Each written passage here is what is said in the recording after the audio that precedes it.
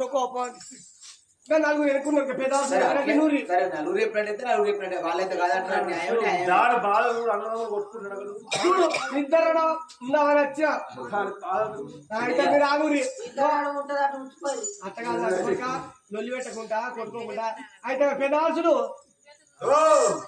మీరే చెప్పు న్యాయం అనేది మీరు చెప్పాలి.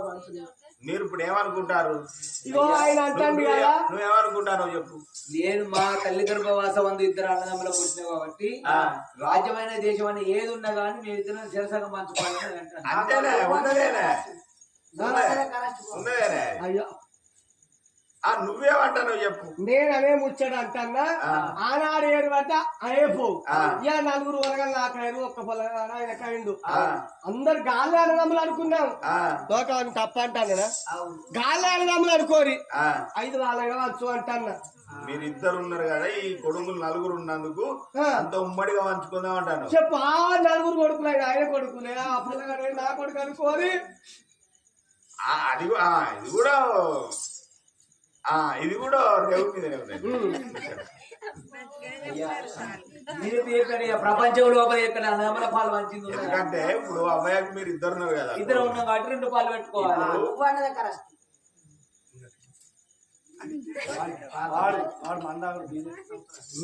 మందు బీరు నాకు ఏదద్దు మరి నాకేమిస్తావు? నాకు మందు తాగి పెద్ద మనుషులు అయ్యా నాకేం తెలియదు.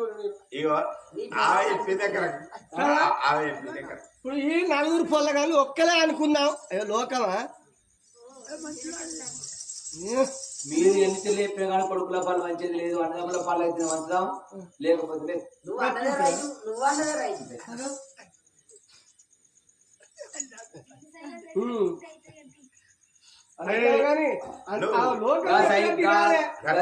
తాపించడం తినిపించడం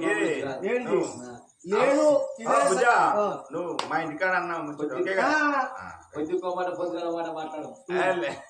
ఆమె అన్నదే కరెక్ట్. ఏమన్నది నలుగురు పెద్ద మనం లొల్లి పెట్టుకుని లేవుతా నలుగురు చెప్పినా తినాలే. ఒక్కరితో పడతారు నలుగురు పడుతున్నా బాధపడుతుంది. ఆ నలుగురైనా కానీ ప్రపంచంతో ఉన్నాడు వారే ప్రపంచంతోనే అంటాను. ఇప్పుడు నీ యొక్క కొడుకే నా కొడుకు నా పెద్దవాళ్ళు చెప్తారు.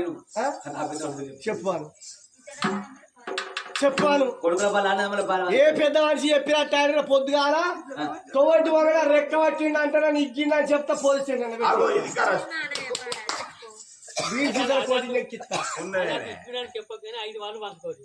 గట్లుండు చూడు